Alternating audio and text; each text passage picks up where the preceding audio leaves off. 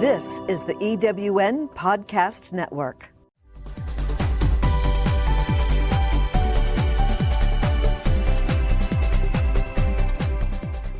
Welcome to Prime Spark, the podcast that brings you conversations that inspire, celebrate, and empower women over 55.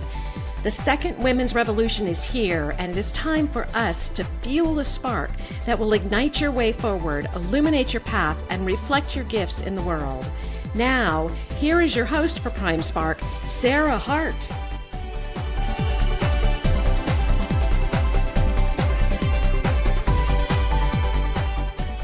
Hi, and welcome to Prime Spark. I'm Sarah Hart, and I'm so happy you're here with us. Prime Spark is designed for women over 55 or close, with a goal to help us all live our happiest, most fulfilling, and productive lives, now and in the future. The mission of Prime Spark is to change the way our society sees and treats older women. That's a big mission, which only means we all need to be involved and we need to get going now. And today I have the pleasure of talking with Elizabeth White, a woman whose work I greatly admire. Elizabeth White, author of 55, Underemployed and Faking Normal, Simon & Schuster, is an age solution advocate for older adults facing uncertain work and financial insecurity. When she could not find a book that met her needs during her own bout of long-term unemployment, she wrote it herself.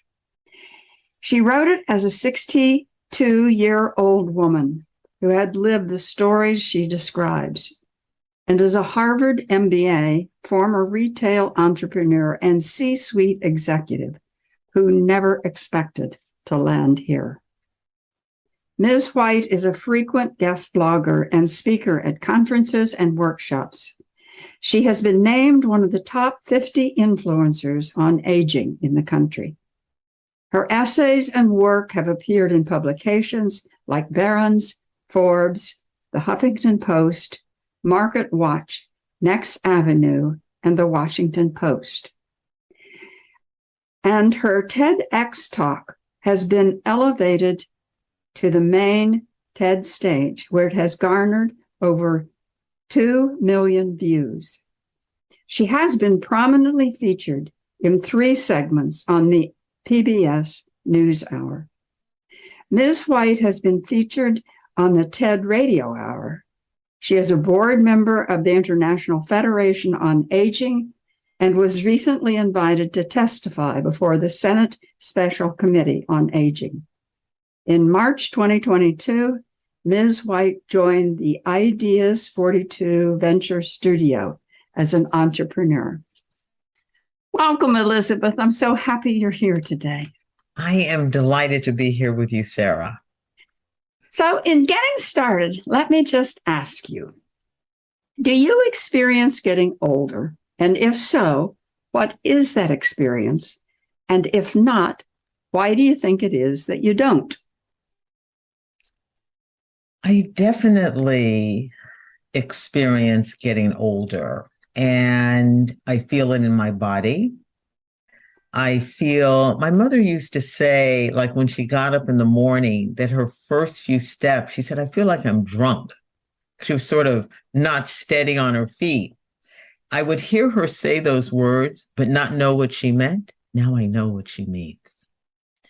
I let my hair go gray, sort of during the pandemic and before. And I notice it feels subtle to me. I do not feel invisible. I wouldn't say I feel invisible, but I do feel more ma'ams, more sometimes things that you might experience as a little patronizing, someone sort of changing a tone or pace of speaking.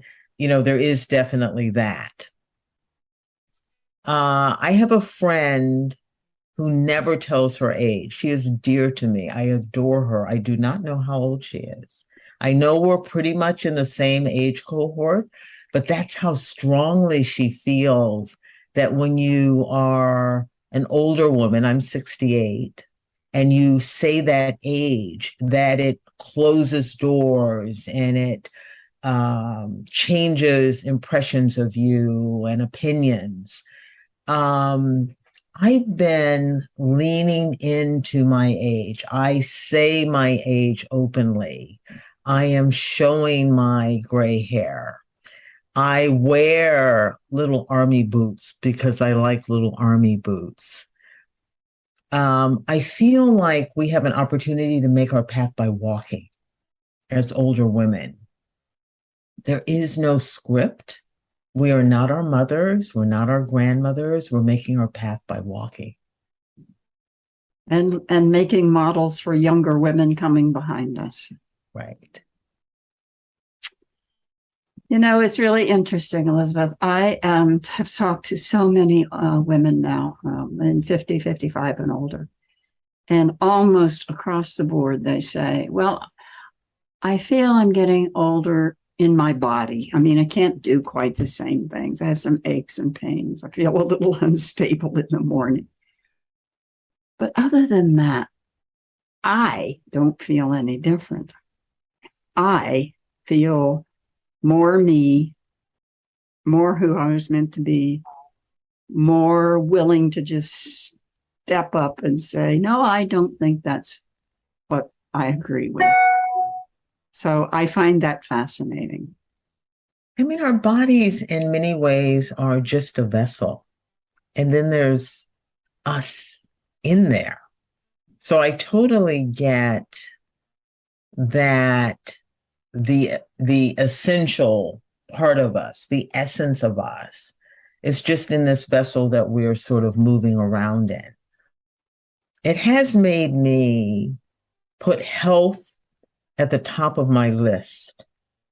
What I eat, whether I'm getting exercise, because this vessel, that's all we have to kind of transport us around. And so honoring it and taking care of it. I have a friend, she's a little older, I think about 73.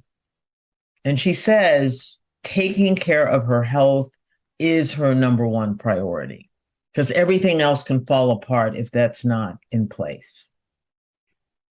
I agree 100%. And I wish we understood that better when we're 20, 30, and 40. Because, yeah.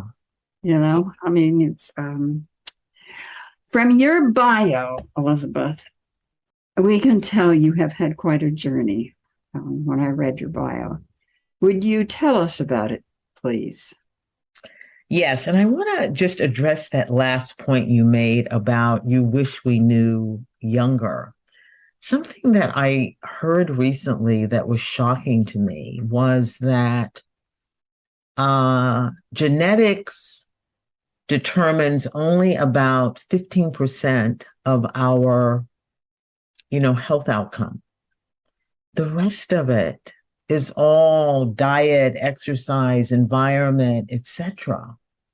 So that means if you are a young person, if you are in your 30s and it's rough and you're not taking care of yourself, you are heading towards 60s that could also be rough, and you'll see the impact of what you did as a younger person. So when you made that point about, I wish we knew when we were younger, there's science behind that.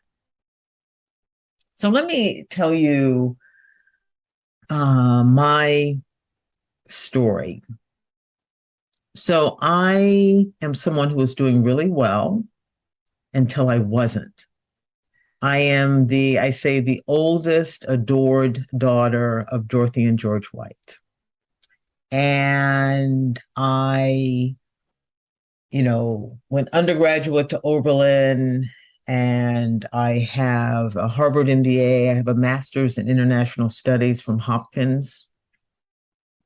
I had worked at the World Bank. I'd been an entrepreneur.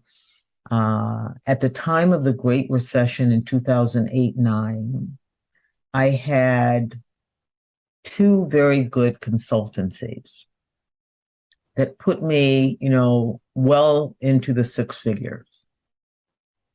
And what happens during a recession?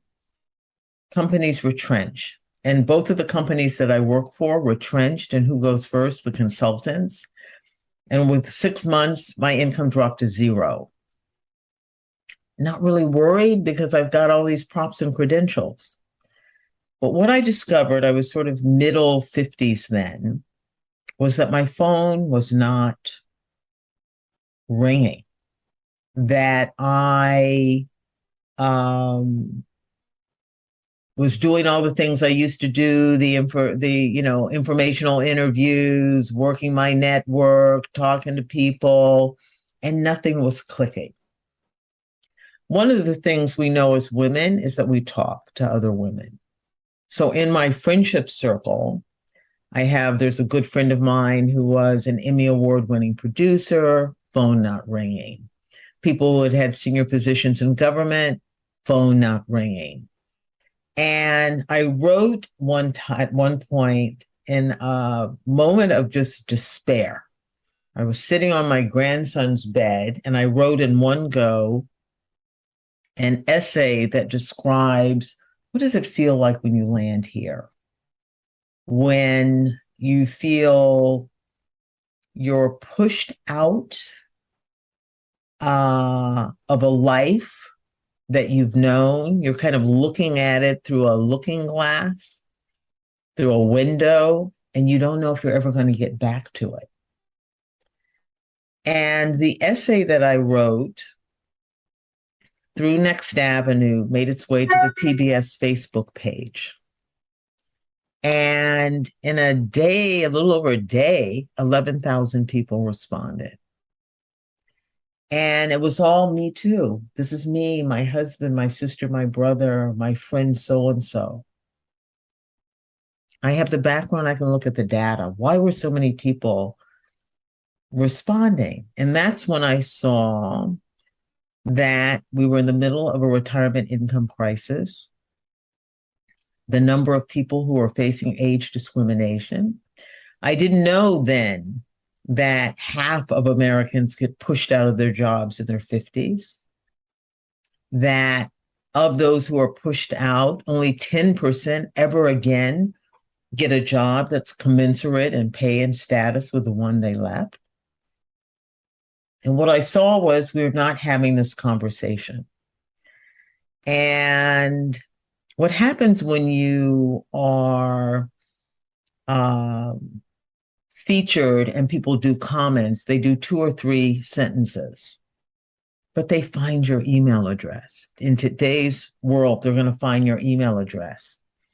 And when they email you, it's a page and a half single space, their whole story of what happened. And then people I became friends with, they'd say, I'm going to be in Washington, D.C. You want to have a coffee? So I started meeting people for coffee. Some now have become really, really good friends. And what I realized when I looked at what was out there, there were books for policymakers by Brookings and Aspen Institute. There was nothing for you if this had happened to you and you weren't going to write about it, you were living it. So I said, I'm going to write that book. So I self-published initially. That book did well, but I couldn't get it in libraries because a lot of libraries don't take self-published books. And my audience needed to be able to get the book for free. So Simon & Schuster did my second edition. I updated the first book. And so that book, 55 Underemployed and Faking Normal, was sort of the next phase after I had been out here a few years and had started speaking about the economics of aging, the retirement income crisis. That is so sobering because I don't think it's all gotten better. You know, I wish that it had, but I don't think it has. So what did you or have you found to be the hardest parts of being underemployed? in addition, of course, to the financial implications? I think that what has changed significantly since I was first writing about this is one, gig employment, two, remote work, three, part-time work of many varieties. When this first happened to me, if you were to go to a prospective employer and say you wanted to work remotely, oh no, that was not, no. So the whole workplace environment has changed significantly back then. So then if you were not sort of full-time W-2, in a company with benefits, all of that was considered, you were losing. How could someone with your background not be able to land in a job with benefits, et cetera? So now there's a little bit, I think, more room. I'm not one of those people who romanticizes gig work. I've got too many friends in it to see the up and down and the no benefits and kind of all of that. So I'm not saying that that's necessarily the better option is now configured, but there's just sort of more room, more writing about the retirement income crisis, maybe a little less shame if you land here, more people understanding that they're not the only one. I think, yes, I think that it's the time between, well, look at the things that have happened since 2008, 2009, 10 to now. I mean, it seems to me that that would have been just crushing for yourself and who you saw yourself to be and who people saw you in the world. And how did you deal with that? I mean, is your family ties strong enough that it really supported you through it, or how did you do it? There was shame. There was embarrassment. I have these credentials. I'm not one of those people who taking pictures of my meals on Instagram, telling all my business, that I'm not that person. And so to basically be candid in this way, to say that if this happened to me and I have this kind of background, this can happen to you. It was not an easy. I remember. So my very first article was in Next Avenue, and before it was on the PBS Facebook page, there was a Next Avenue Facebook page. And Richard Eisenberg, who was there at the time, called me and said, "Are you seeing what's happening on Facebook?" Well, I didn't have a Facebook account to see what was happening. And when I saw that on Facebook, you had to actually have your face up there, I was horrified. So what I actually did this, I went and I looked at, because in the Next Avenue article, they had picked an older white woman as the sort of picture to go with the article. I'm not an older white woman. I'm an older Black woman. I scoured the internet. I found that exact picture. And that's what I went up on Facebook with. I put her there. And because I didn't want to be known. It was too embarrassing. So it took telling the story over and over. It took people saying to me, "This is me."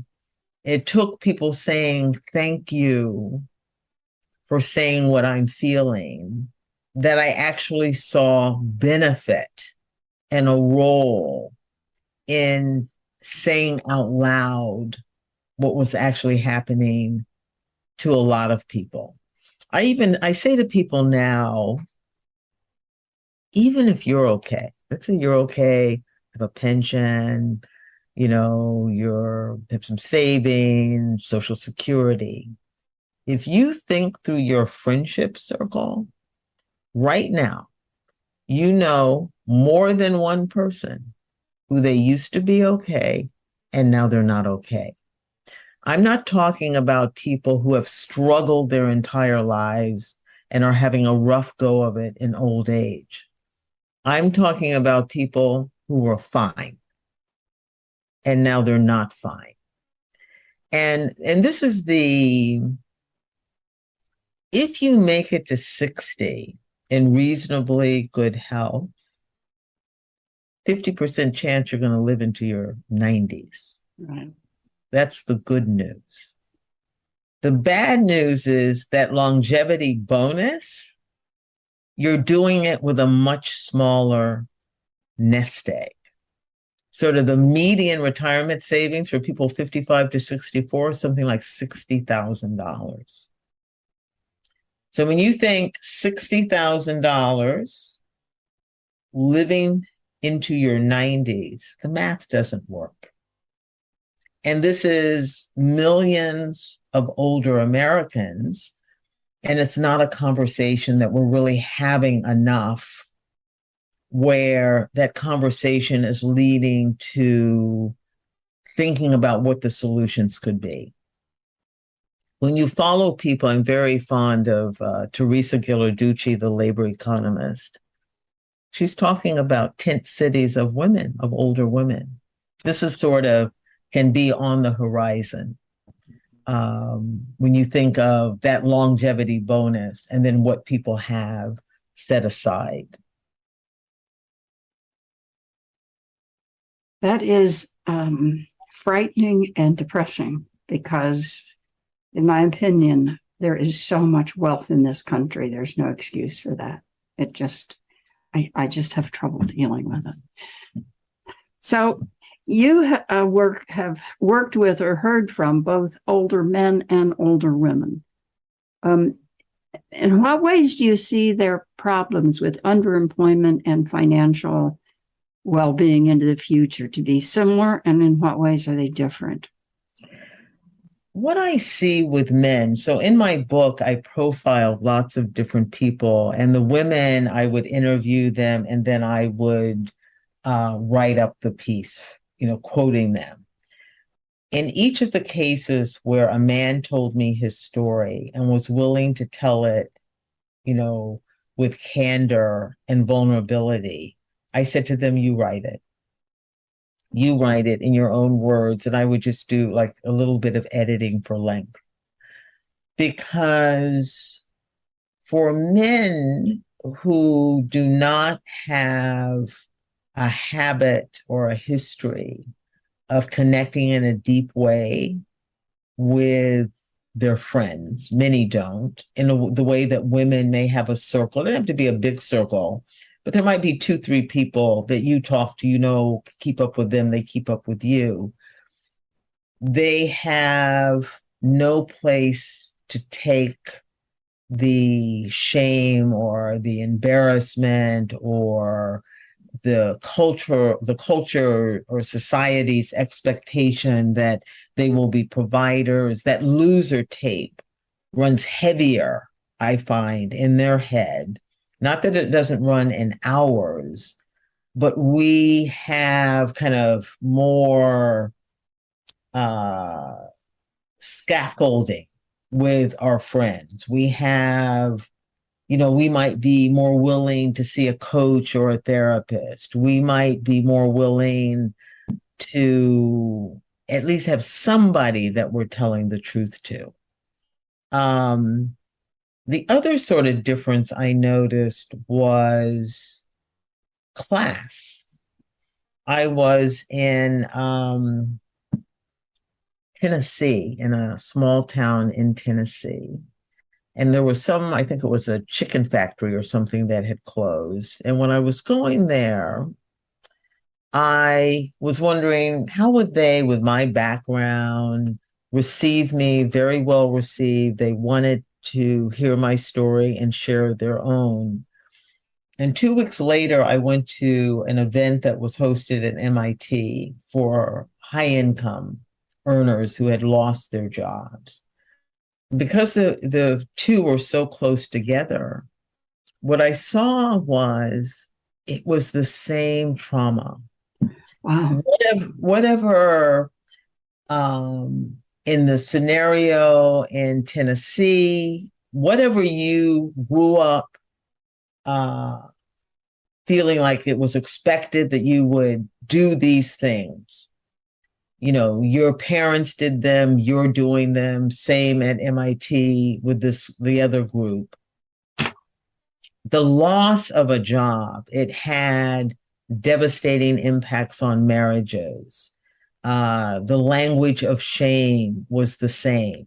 It didn't matter whether you were eating catfish or salmon, beer or Chardonnay, the hurt, the embarrassment, the how did this happen to me was the same with either population. And I was struck by that because to hear, see both backgrounds, you might not think, oh, it's going to be the same, but it was very much the same. Chicken factory or, some big corporate job. That's fascinating. And I also am really interested in the fact that, as a huge generalization, women have, as the word you use, more scaffolding than men do. I think that is really sad for men because I know for myself when there's a rough spot in my life, one of the most helpful things I do is talk to my friends. I don't know what I would do without being able to do that. And not to have that really is sobering. So that's interesting. Yeah. So to switch gears just a little bit, Elizabeth, and looking to the future, I know that you have recently joined an organization or a group called Ideas 42 Venture Studio. I'd never heard of that before. Can you tell us about it? So one of the things that I have found is how important it is to have friends of every age. My father used to say to me, wisdom can come from anybody. And so I have friends who are in their 30s and 40s, friends who are in their 80s, just the range. What I find with my younger friends is that they're more plugged in to kind of where the money is, who the rising stars are, what the new programs are, than my cohort, because a lot of us are not retired, but somewhat what I would call unscheduled, more unscheduled. And so my younger friends tell me about things. A lot of my assignments and speeches come from them. So a dear friend of mine told me about there's this program that they support entrepreneurs and that I should apply. I'm thinking, entrepreneur. At that time, I was 67. She said, no, apply. They'll really help you. So what I was excited about, Sarah, is that I talked about the challenge of the economics of aging. And here was an opportunity to talk about the solution. What's something I can do, given what I know, that focuses on the part of this that is the silver lining? Because here's what I believe, that yes, there is a grim part to it, but there's also an incredible opportunity with where we are. It is this. When you think about the sustainability movement, what is it about? It's about we're going to all need to be more intentional about our consumption. Our focus on consumerism, on buying, all kind of junk and stuff that we don't need. It's not good for us. It's not good for the planet. Many of the people that I hear from are going to have to downsize. Right now, when people think of downsizing, it's all about loss and deprivation. There are very few models that show how on a smaller footprint you can thrive and flourish. You can support the earth. You can support your own well-being. It can be affordable. That's the space that I want to be in. So what I said to the venture studio, and I have to tell you, I think I told you, I feel a little bit like Grandma Moses in there. As I said, I'm 68. I think the oldest person in my cohort might be 43. The other ones are in their 30s. And then there's me. I'm the oldest person in the entire company, not just my cohort. I'm having a blast. I had, to be honest, I'm not where they are with the technology. They're really good on the technology. They told me, you have a budget, hire somebody. I have a fantastic young woman who helps me learn what I need to learn. And then what I, don't know that she can do better and faster, I just let her do it. But what my idea is affordable co-living models for older adults aging alone on a moderate income. So if we have to downsize, can the space be beautiful, small, but support our well-being, support a way that we want to live in the world? And so I'm working with an architectural firm, Cooper Carey. I have an architect there, and I'm talking to developers, and I'm talking to people in the co-living space, because there's a lot of co-living for millennials so that they can save money. There's nothing for older adults. What I know about us is we need more than a bedroom. Yes. What I know about us is that we need privacy. We're going to want in our space a sitting area so that if a friend wants to come over, there is an opportunity and a place to speak privately. And so I've been doing surveys of people, women and men, older adults, saying, if I design this, what would you need it to be? And does it need a kitchenette or a kitchen? What should be in the shared space? Does it need windows? People were coming at me with all these things. So I have sort of what I think essentially it needs to be. And one of the most important things is it has to be affordable. So I'm looking for, because I'm seeing this as in a multifamily building that might have 1 bedrooms, 2 bedrooms, but there would be a co-living option. So I'm saying if you got 2 friends, or you got a sister and a friend that you think we could all have our own pod, some shared space, and we could live together, we can share the cost, start thinking about who that might be for you. And I am working with a young woman now. I'm totally redoing my website, where I want to invite you to come to that website. Don't have it yet, but I'll give you my email address, and you can be in touch with me. And I want us to co-create this together. I am very excited to not just have to talk about what happened and the grimness of what happened and what many people are experiencing. I want to talk about what's possible. I want to talk about how do we support ourselves, for these next decades. How do we delay going into assisted living? How do we avoid nursing care?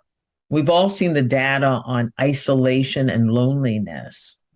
How do we build community in a way that staves off that isolation and loneliness? And women will lead the way here because of our circles, of our friends. And when you think about it, there may be someone even, because I have good friends I couldn't live with. You may have good friends too. You can't live with them. You love them. You can't live with them. But then there are people who may be a little bit outside the inner circle that you could actually live with. Or maybe it's you want to have your older mother and your sister in here together. Or maybe you've got an adult child and it's you and your sister who are in there. I want to build something that is for the configurations of family, even chosen family, no blood, but chosen family, that we can begin to join and live with. Because here's the thing. We have a model now where everybody needs their own car, their own snowblower, their own vacuum cleaner. Everybody needs, it's not sustainable. It's not gonna work. So what are some new models? And we are going to lead, with these new models. We are the first up this hill. Boomers, but the Gen Xers are right behind us. They don't have pensions either. So we are, what I say, making our path by walking. And women are going to play a real role in that. And this venture studio, who would think at my age that I was an entrepreneur before I used to have a chain of stores, that I get to circle back now with all the kind of technology and all the ways that we can engage and run up this hill again. With all of your wisdom and skills from before. And the support. This is Yes. What the Venture Studio does, is provide resources, network, expertise that they wrap around you over the next 18 months to help me launch this thing that I've said I want to build. That is so exciting, Elizabeth. I love it. We are running out of time, but I just want to mention one thing to you, if I may. I wrote a book called The Upside of Downsizing, Getting to Enough. Because I have a personal project and have had since the mid-90s, that the major question is, how will I know when I have enough? And so when I went through a major downsizing, and it was hard. And I realized that I was having the opportunity to find out for me what is enough. And so the book, for me, The Upside of Downsizing, is getting to enough. And so I really applaud your work. I think it is magnificent in all sorts of ways for people, for the planet, and good for you. No, I will absolutely get your book. It is speaking to what I'm talking about. Yes, I know. Just as you were talking, I thought, oh, that's just exactly what I've been thinking about. So, Elizabeth, I could imagine people are going to want to get in touch with you. How would they do that if they want to? So right now, I'm going to give you my email address. I do want to hear from you. So it's ebeth, that's EBETH, at 55 and fakingnormal.com. So that's 55, the number, and AND, and Faking Normal, that's F as in Frank, fakingnormal.com. And especially if you're interested in knowing more about co-living and what I'm designing and want to be on a mailing list, want to, have some opportunities to co-create where I'm getting people's opinions, say that in the subject, say co-living. And then when I have my website up later this month, I will, let you all know. Great. So that's our time today. Please join us again. You can find out more about our Prime Spark podcast on every popular outlet. You can find out more about Prime Spark at www.primesparkwomen.com. Thank you so much to my guest, Elizabeth White. I have enjoyed this immensely. And don't forget, you can find her at eBeth at 55 and AND faking FAKING normal NORMAL all run together .com. Thank you for being with us. Thank you so much, Sarah. Oh, thank you, Elizabeth. Take care, spread tolerance and love. Bye-bye.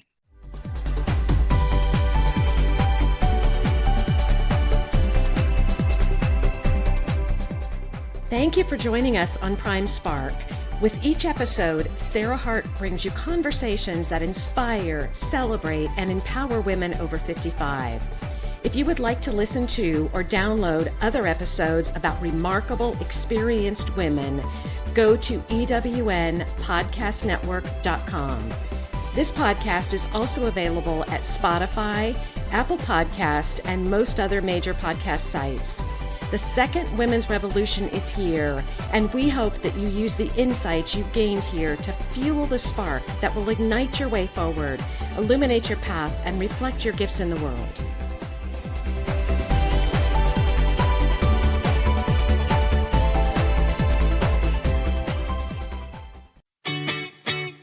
Have you ever asked yourself this question? Why is it so hard to make a buck? I know I have. Hi, I'm Sandra Yancey, founder and CEO of eWomen Network. What I have discovered after going from the brink of bankruptcy to running a multi-million-dollar award-winning business is this: you can't build $1 million dream hanging around minimum wage mindsets. My mission is 1 million women entrepreneurs generating $1 million in annual revenue. So here's what I've done. I've created the mother of all entrepreneur success programs that you can access online on your time. It's called Monetize Me Now.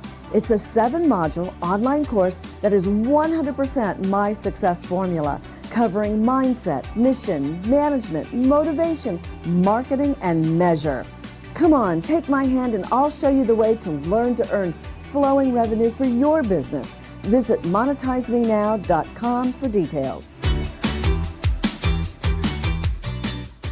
Calling all speakers, eWomen Network has speaking engagements all over North America that must be filled. Are you a gifted messenger, author, expert, or successful entrepreneur that can help women entrepreneurs grow their businesses? Our mission is to help 1 million fulfilled women each achieve $1 million in annual revenue. If you're a speaker that can help women prosper, go to eWomenNetwork.com and sign up as a pro member of our Speakers Network. That's eWomenNetwork.com. Thanks for listening. This is the EWN Podcast Network.